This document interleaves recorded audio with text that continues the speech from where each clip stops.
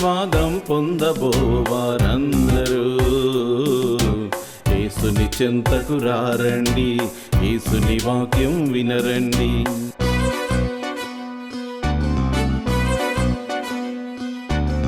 ఆశీర్వాదం పొందబోవారందరూ యేసుని చెంతకు రారండి, యేసుని వాక్యం వినరండి. యేసే నీ రక్షకుడు, యేసే మన రక్షకుడు, యేసే లోక రక్షకుడు అని గ్రహించి నడవండి, మేలులు పొందండి. ఆశీర్వాదం పొందబోవారందరూ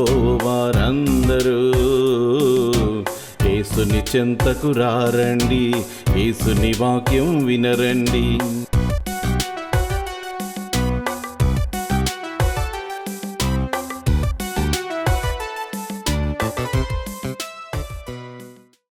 టీవీ ప్రేక్షకులందరికీ మా సింఫాస్ గ్రేస్ లూథరన్ సంఘము రాజమండ్రి వారు అందించుతున్న అందరికీ ఆశీర్వాదం అనే టీవీ ప్రోగ్రాం తరపున ప్రత్యేకమైన వందనములు తెలియజేస్తున్నాం.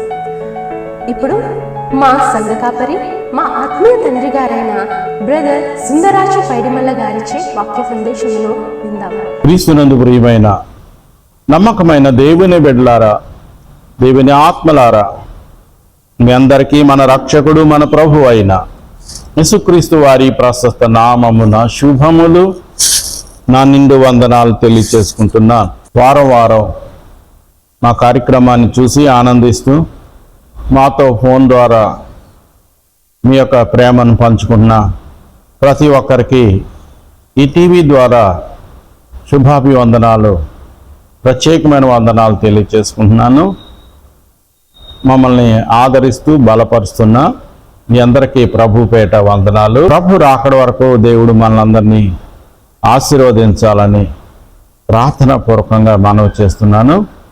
దేవుని బిడ్డలారా, ఈరోజు వస్త్రము అనే ఒక అంశంతో మీకు మంచి వర్తమానం అందించాలని నేను ప్రేమపూర్వకంగా మీ ముందుకు వచ్చాను. ఆది మానవులను దేవుడు కలుగు చేసినప్పుడు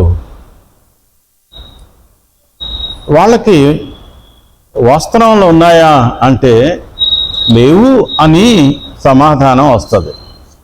కానీ దేవుడికి వస్త్రాలు ఉన్నాయి. ఆ వస్త్రాలు దేవుని పిల్లలకి ధరింపచేశారు. కీర్తన గ్రంథం 104వ అధ్యాయం 2వ వచనంలో మనం చూసినట్లయితే, వస్త్రం వలె వెలుగును నీవు కప్పుకొని ఉన్నావు. కీర్తనకారుని పరిశుద్ధాత్మ ఆవేశంతో తెలియచేసిన మర్మం ఏంటంటే, దేవునికి వెలుగు అనే వస్త్రం ఉందంట. ఎందుకు వెలుగు అనే వస్త్రం ఉందంటే, ఆయన శరీరధారి కాదు, ఆయన ఆత్మస్వరూపి.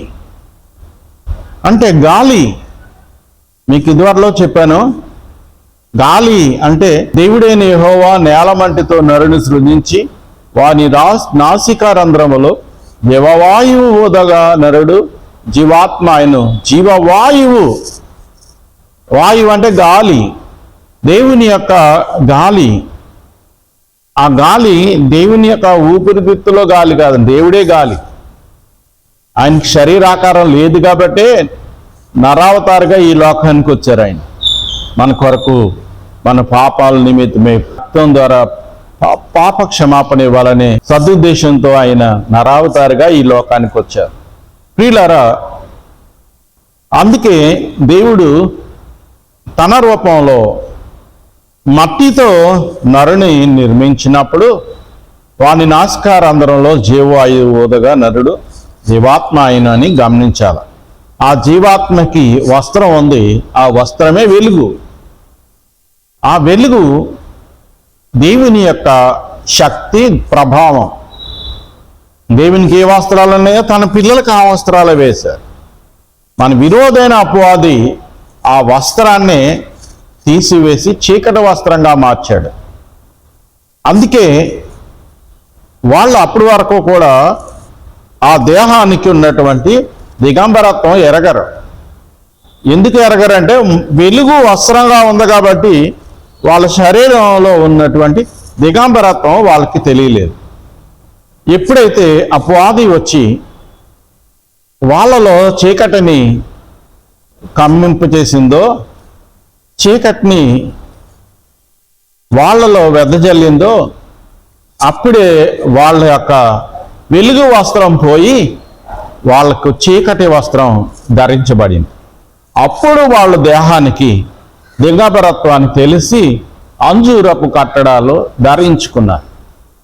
దేవుడైన యెహోవా ప్రేమమయుడు గనుక వాళ్ళని గద్దించిన చర్మపు వస్త్రాలను మరి వారి కొరకు తొడిగించినట్లుగా మనం దేవుని వాక్యంలో మనం చూస్తున్నాం. అందుచేత ఇంకా చెప్పాలంటే ఈ చీకటి వస్త్రం సాతాను వేయకముందే దేవుడు వాళ్ళకి పెళ్లి చేశాడు. ఆది దంపతులకు ఆదామావలకు పెళ్లి చేశాడు. వాళ్ళని భార్యాభర్తలుగా దేవుడు ఏర్పాటు చేశాడు.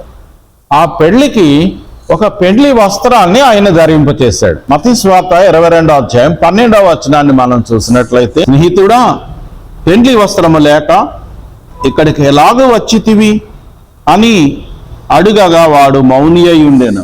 నా ప్రియమైన దేవుని బిడ్డలారా, పెళ్లికి పెళ్ళికొడుక్కి పెళ్లి కూతురికి స్పెషల్ బట్టలు కొట్టిస్తారు.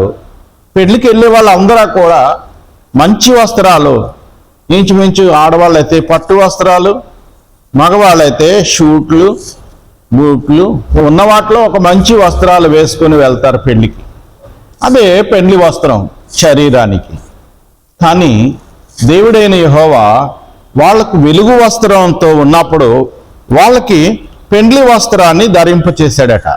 ఆ పెండ్లి వస్త్రాన్ని మనం ధ్యానం చేసుకుందాం దేవుని బిడ్డలారా. లూకాసు వార్త 24వ అధ్యాయము 4వ వచనాన్ని మనం చూసినట్లయితే, ఇందును గూర్చి వారికేమీ తోచక ఉండగా ప్రకాశమానమైన వస్త్రములు ధరించిన ఇద్దరు మనుషులు వారి వద్ద నిలవబడిరి. ప్రియులారా, పరలోకంలో ఉన్న వస్త్రాలు ప్రకాశమానమైన వస్త్రాలు అంటే ఇందాక చెప్పాను కదా, వెలుగు వస్త్రాలు. ఆ వెలుగు వస్త్రాలు ఈ ఆది దంపతులిద్దరికీ దేవుడు తను కలుగు చేసినప్పుడు ధరింపచేశాడు. మన పిల్లలకి పుట్టిన తర్వాత స్నానం చేయించి, చిన్న బిడ్డలు చంటి పిల్లలు పుట్టగానే స్నానం చేయించి ఒక వస్త్రాన్ని తొడుగుతారు. వాళ్ళని చిన్న పిల్లలైనా దిగంబరంగా ఉంచరు. ముందు పొత్తిగొడ్డలతో చూడతారు, తర్వాత ఒక వస్త్రం కొనుక్కొచ్చి తొడుగుతారు. ఇది ఆ పొత్తిగొడ్డల లాంటిది ఆ బిడ్డలకి ఈ వెలుగు అనే వస్త్రం. రెండవది ఏంటంటే పెండ్లి వస్త్రం. వాళ్ళకి పెళ్లి చేసేటప్పుడు దేవుడు వాళ్ళకి పెండ్లి వస్త్రాన్ని ధరింపచేశాడు. ఆ పెండ్లి వస్త్రం ఏంటో ఇప్పుడు మనం చూద్దాం దేవుని బిడ్డలారా. పేతురు రాసిన మొదటి పత్రిక 5వ అధ్యాయము 5వ వచనంలో మనం చూసినట్లయితే, చిన్నలారా, మీరు పెద్దలకు లోబడియుండుడి, మీరందరూ ఎదుటివాని ఎడల దీన మనస్సు అని వస్త్రము ధరించుకొని మిమ్మును అలంకరించుకొనుడి. దీన మనస్సు అనే వస్త్రాన్ని పెండ్లి వస్త్రంగా మొదట దేవుడు అనుగ్రహించాడు. ఆ పెండ్లి వస్త్రం ఒకటే కాదు, పురుషులకి ఒంటి నిండా, స్త్రీలకి లోదుస్తులు ఉంటాయి, పై వస్త్రాలు ఉంటాయి. ఇంకా ఎవరు వర్ణించలేము శరీరానికి ఎన్ని వస్త్రాలు మనం ధరిస్తాం. పురుషులైతే ప్యాంటు, షర్టు, బూటు, షూటు, టై, ఇంకా అలాగా మనిషి డ్రెస్సులో చాలా ఉంటాయి.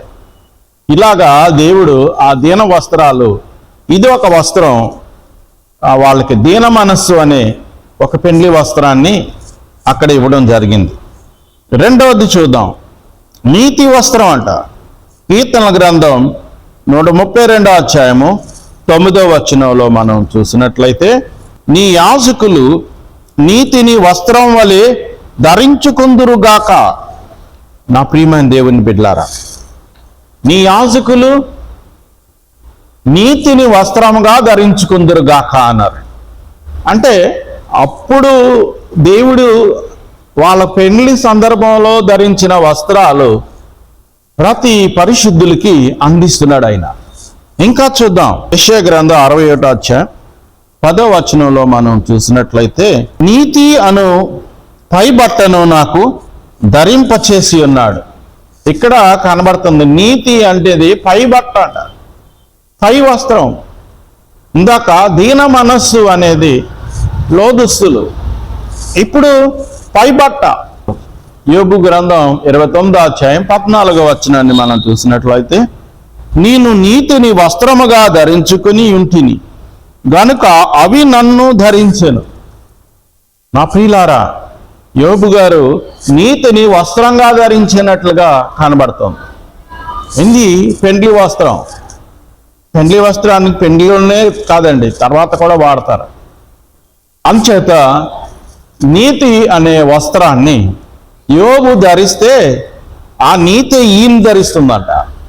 ఎంత చక్కని మర్మమో వింటున్నావా విశ్వాసి? ఇవే కాకుండా స్తుతి ఉల్లాస వస్త్రాలట.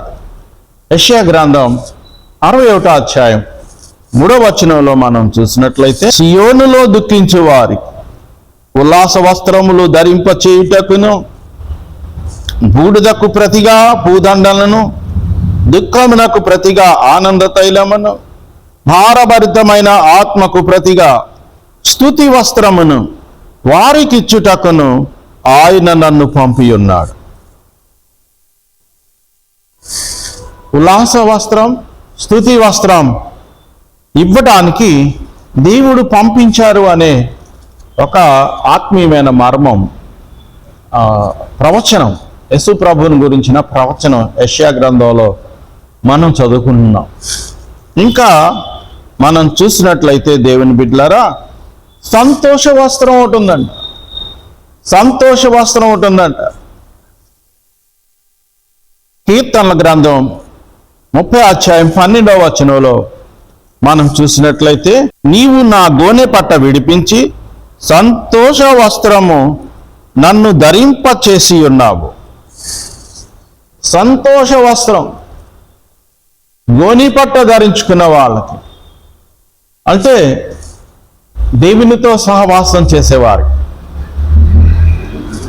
సంతోష వస్త్రాన్ని ఇస్తాడంట ఆయన. నా ప్రియమైన దేవుని బిడ్డలారా, ఇవి ఆత్మకు ఉండే వస్త్రాలండి. దేవుని బిడ్డలారా, మన శరీరానికి ఉండే వస్త్రాలకి మనం ఎంతగానో కష్టపడతాం. చెమటూర్చి సంపాదించిన డబ్బులు చాలామంది బట్టలకు పెడతారు, ఖరీదైన బట్టలకు పెడతారు. నా బంధువు ఒకడు పనికిమాలిన బట్టలు వేసుకొని వచ్చాడు. ఆ బట్టలు చూస్తే పాత బట్టలాగా, రంగు లేని బట్టలుగా ఉన్నాయి. ఏంట్రా బాబు ఇలాంటివి వేసుకొచ్చావు అని అడిగితే, దీని ఖరీదు మీకు తెలియదండి, ప్యాంట్ 5,000, షర్ట్ 5,000, జత 10,000 అని చెప్తున్నాడు.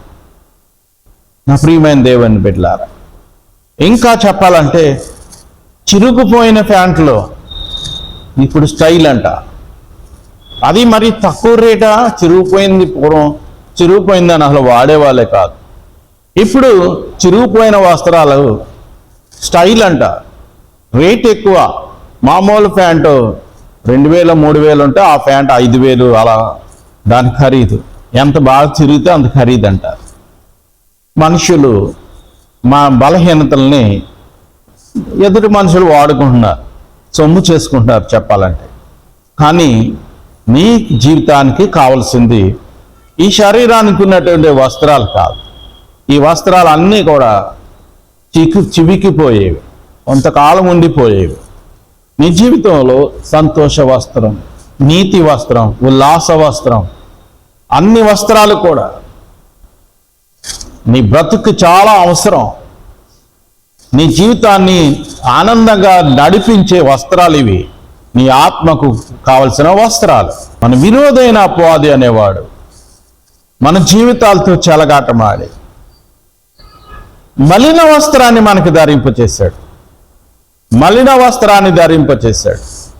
చూడండి దేవుని బిడ్డలారా, జకర్యా గ్రంథం 3వ అధ్యాయం 3వ వచనాన్ని మనం చూసినట్లయితే, యెహోషువ మలిన వస్త్రములు ధరించిన వాడై దూత సముఖములో నిలవబడి ఉండగా దూత దగ్గర నిలిచిన వారిని పిలిచి ఇతని మైలు బట్టలు తీసివేయడని ఆజ్ఞాపించి, నేను నీ దోషమును పరిహరించి ప్రశస్తమైన వస్త్రములతో నిన్ను అలంకరించుచున్నాను అని సెలవిచ్చాను. దేవునికి స్తోత్రం కలుగునుగాక. ఇది దేవుని ప్రేమ, ఇది దేవుని ప్రేమ. మలిన వస్త్రాలతో ఉన్నటువంటి యెహోషువ వస్త్రాలు తీసివేసి ప్రశస్తమైన వస్త్రాలు, అంటే వెలుగు అనే వస్త్రం, ప్రశస్తమైన వస్త్రం అంటే అందులో వెలుగు నింపబడి ఉంటుంది. అందుకే తప్పిపోయిన కుమారుడు తన ఇంటికి రాగానే దూరాన్ని చూసి తండ్రి గుర్తుపట్టి అతన్ని చేర్చుకొని కౌగిలించుకొని అతనికి స్నానం చేయించి ప్రశస్తమైన వస్త్రాలు ధరింపచేశాడు. అది తండ్రి ప్రేమ. నీ తండ్రి కూడా ఈ రోజున నీకు ప్రశస్తమైన వస్త్రాలు ధరింప చేయాలనే ఆశతో ఈ రోజున పరలోకాల నుంచి ఈ లోకానికి దిగి వచ్చాడు. నీకు దేవుడు ఈ భూమి మీదకి పంపినప్పుడు, నిన్ను పసికందుగా తల్లి గర్భంలో నుంచి భూమి మీదకి పంపినప్పుడు దేవుడు నీకు ఇదిగో వెలుగు అనే వస్త్రాన్ని పెట్టి పంపించాడు. నీకు ఆనంద వస్త్రాలు, పరిశుద్ధమైన వస్త్రాలు, అన్ని వస్త్రాలు కూడా సంతోష వస్త్రం, అన్ని వస్త్రాలు కూడా నీ ఆత్మలో పెట్టి ఆయన ఈ భూమి మీదకి పంపించాడు. అయితే మన విరోధైన అపవాది ఆది దంపతులను మోసగించినట్లుగా నిన్ను నన్ను మోసగించి మన వస్త్రాలను మలిన వస్త్రాలుగా మార్చేస్తున్నాడు. మనలో సంతోషం లేకుండా చేస్తున్నాడు, మనలో నీతి లేకుండా చేస్తున్నాడు, మనలో పరిశుద్ధత లేకుండా చేస్తున్నాడు, మనలో ఏ విధమైనటువంటి ఆనందం లేకుండా చేస్తున్నాడు.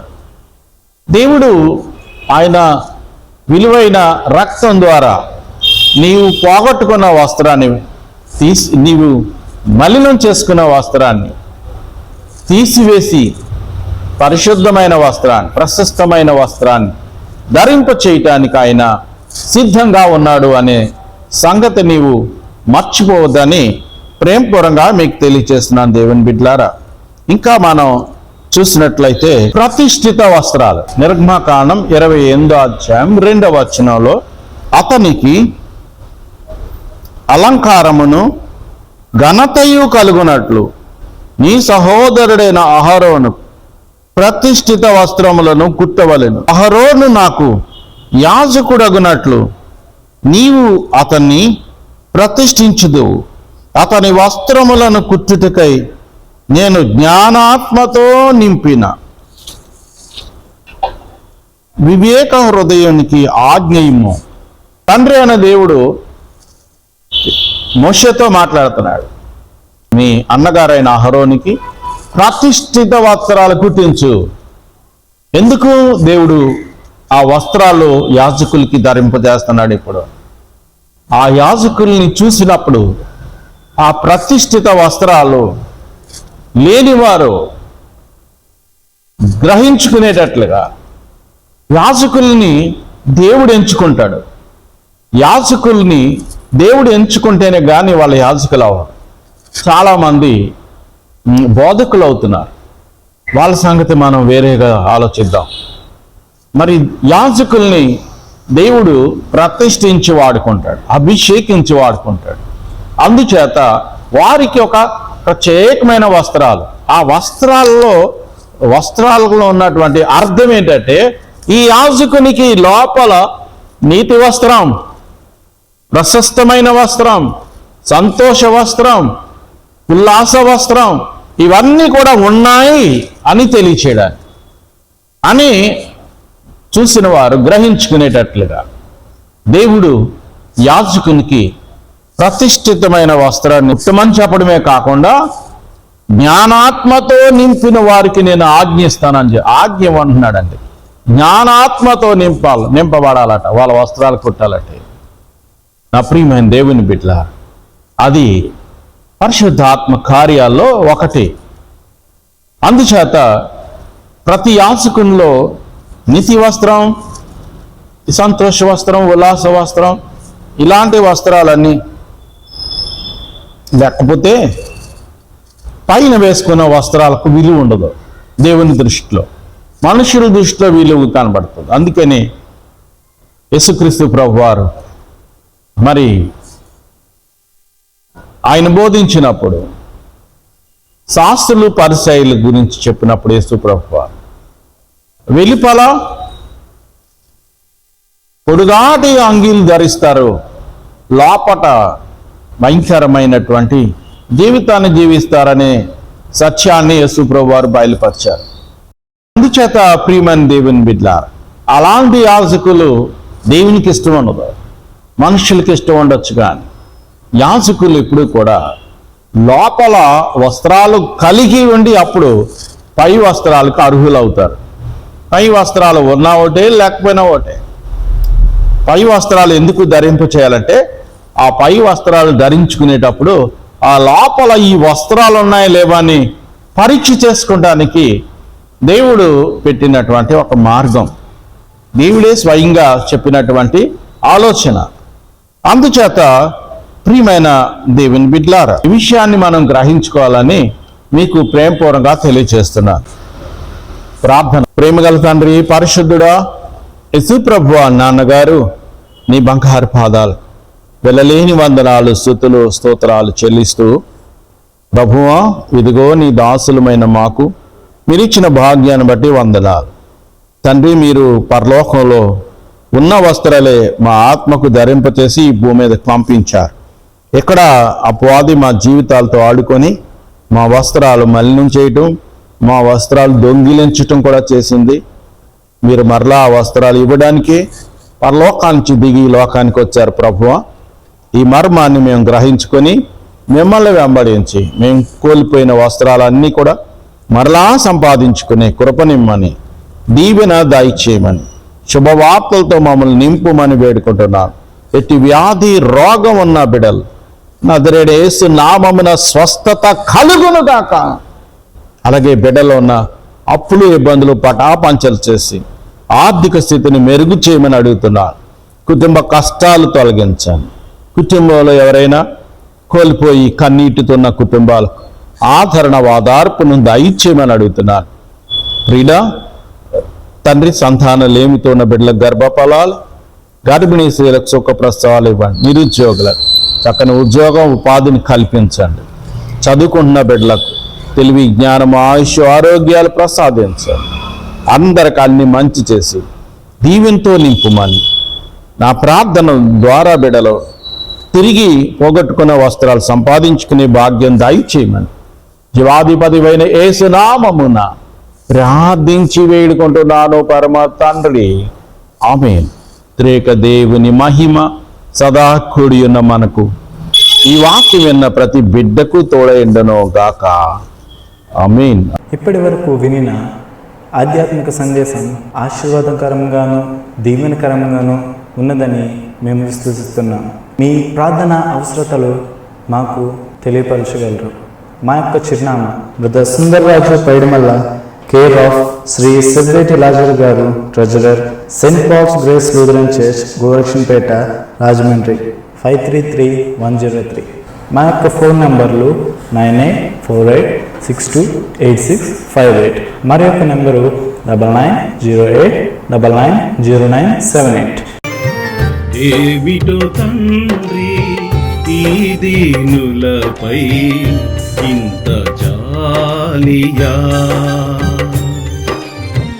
ఏమిటో తండ్రి ఈ దీనులపై ఇంత జాలియా. పాపముతో నిన్ను సిలువ వేసిన, పాపముతో నిన్ను సిలువ వేసిన, కోపము చూపక కాపాడినా. ఏమిటో తండ్రి,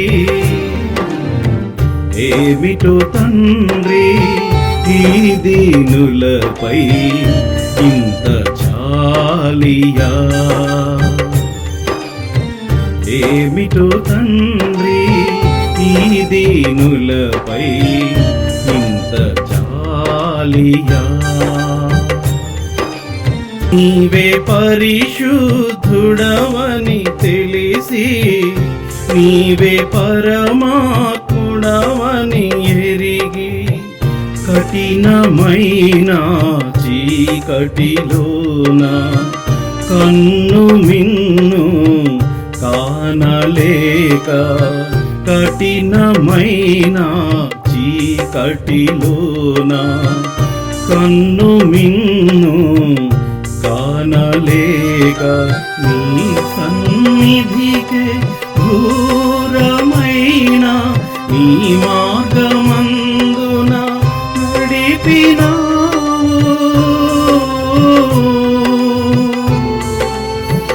నీ రక్షణ వెలుగు చూపినావు.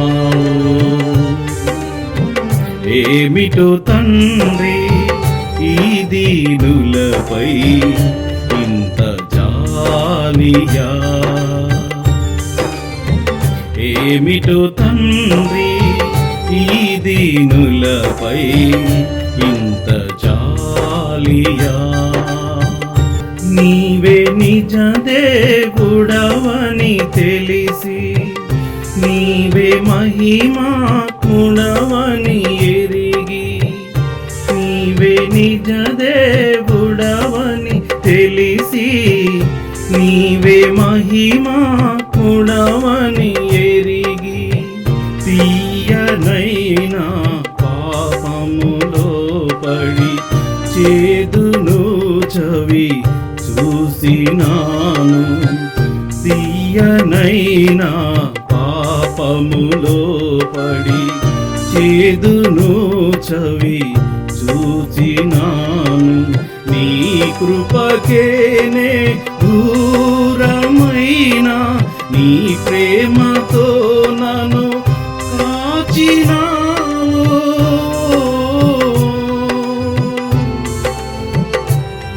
నీ సత్య సన్నిధి చూపినావు. ఏమిటు తండ్రి ఈ దీనులపై ఇంత జాలియా, ఏమిటో తండ్రి ఈ దీనులపై ఇంత జాలియా. పాపముతో నిన్ను సిలువ వేసిన పాపముతో నిన్ను సిలువ వేసిన కోపము చూపక కాపాడినా. ఏమిటో